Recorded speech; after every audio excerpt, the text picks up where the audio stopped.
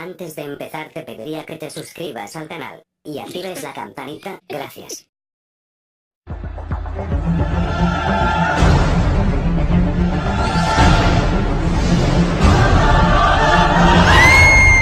Las leyendas de Polybius comenzó en los suburbios de la ciudad de Portland, en ciertas zonas de Oklahoma y, según ciertos testimonios, en el norte de California.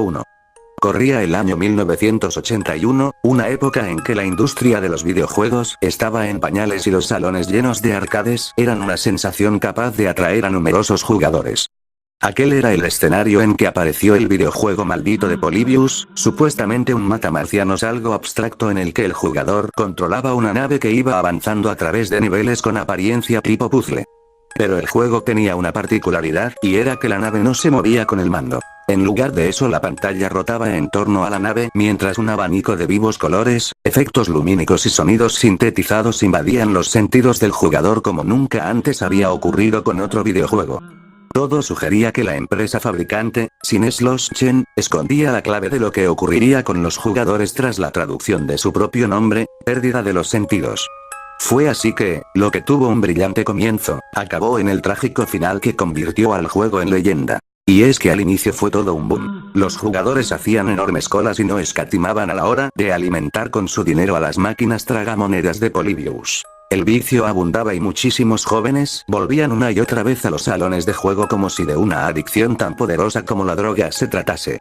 Pero había un problema y era que las máquinas tragamonedas de Polybius, lejos de tragarse solo las monedas de los jugadores, se estaban también tragando la cordura y la salud de aquellos pobres seres que inocentemente se deleitaban ante los delirantes juegos de luces y colores que Polybius mostraba. Así, pasado un tiempo empezaron las denuncias de los gamers. Se quejaban de sufrir mareos, vómitos, episodios de amnesia, horrendas pesadillas nocturnas que los despertaban agitados en medio de la noche, alucinaciones visuales y auditivas y hasta crisis epilépticas en algunos casos. Pero lo más aterrador de todo estaba en unas cosas que, por ser percibidas igualmente por todos, parecían no ser un mero producto mental. En primer lugar estaban unos escalofriantes rostros fantasmales que solo se veían con el rabillo del ojo, rostros que se cruzaban por la pantalla del juego a grandes velocidades, desapareciendo en un abrir y cerrar de ojos. En segundo lugar se cuenta que se escuchaban voces y lamentos fundidos con la música de sintetizador y el ruido del videojuego, además se percibían mensajes subliminales a frecuencias casi inaudibles, mensajes que reaparecían en las pesadillas nocturnas y en los episodios de alucinaciones, mensajes con contenidos desquiciantes, capaces de conducir a la depresión y al suicidio. Honor a Patio honra la apatía, kill yourself mátate no imagination sin imaginación no talk no pienses conformate do not question authority no cuestiones a la autoridad, o surrender ríndete, entre otros. Muchos jugadores llegaron a sentir un odio visceral hacia Polybius, y algunos de ellos terminaron por aborrecer a los videojuegos en general, y se transformaron en recalcitrantes activistas anti-videojuegos. Otros, a pesar de quejarse del juego y odiarlo, no tenían la suficiente voluntad para dejarlo y continuaban jugando mientras el delirio se apoderaba de sus frágiles mentes. Muchos testimonios afirmaron haber visto a unos hombres vestidos de negro, parecidos a los Men in Black que al finalizar el día se acercaban a los salones de juego en que estaban las máquinas de Polybius, hacían preguntas al administrador sobre los efectos observados en los jugadores, los anotaban en una lista, iban a las máquinas del juego, configuraban ciertos parámetros y luego se marchaban. Según cuenta la leyenda, una vez los hombres de negro olvidaron cerrar el menú de opciones en un salón. Lo que los testigos vieron fue perturbador. Allí, en el menú de opciones, se veían parámetros como pesadillas, alucinaciones auditivas, alucinaciones visuales, amnesia y mensajes subliminales. Hecho desconcertante y terrible, lo del menú y los hombres de negro dio pie a la creencia de que Polybius era un proyecto del gobierno norteamericano, un experimento perverso con vías a construir mecanismos con los cuales adormecer las conciencias de las masas o inducir al malestar social a través de la apatía, la depresión y la locura. Afortunadamente para casi todos, las máquinas de Polybius fueron retiradas por los hombres de negro tras el escándalo mediático que inició la prensa local de Portland tras la horrible muerte de un joven que falleció entre las contorsiones de un ataque epiléptico después de haber jugado largamente en un arcade de Polybius. Tras la muerte del joven no quedó ni una sola máquina de Polybius.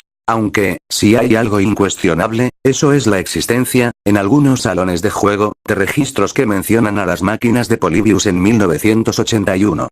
Además, muchos de los que administraban esos salones han declarado a publicaciones de videojuegos que, en efecto, los misteriosos hombres de negro iban siempre a inspeccionar la situación de las máquinas y de los usuarios antes de que los salones cerraran. Algunos de los que jugaron Polybius afirmaron que en el juego había que avanzar por laberintos tipo puzzle, mientras otros dijeron que lo que había era una nave que combatía en el espacio. No obstante, se sabe que Polybius tenía mecanismos que producían amnesia y que a causa de eso ningún videojugador puede recordar bien cómo era el juego porque, en otras palabras, si el juego era un proyecto secreto del gobierno, entonces pudo haber estado diseñado para no ser recordado uniformemente y así ser relegado como un puro mito en el imaginario social. Pero la leyenda no termina allí. En el 2006 Steven Roach afirmó en varios foros de la red que él había sido parte del equipo desarrollador de Polybius, que no había ningún proyecto secreto del gobierno y que simplemente se había querido experimentar en el campo de los gráficos vectoriales, obteniendo infortunadamente resultados como epilepsia o alucinaciones en los usuarios. Finalmente, Steven Roach dio una entrevista a BitParade en que, entre otras cosas, afirmó que el juego había sido redescubierto por hackers como KyberYoshi. Muchos creen que la leyenda ha sido desmentida, pero ¿y si el gobierno le pagó a Steven Roach para que mienta? ¿Y si muchos de los supuestos desmentidos no son sino un reflejo de cómo se ha caído en la trampa del gobierno norteamericano?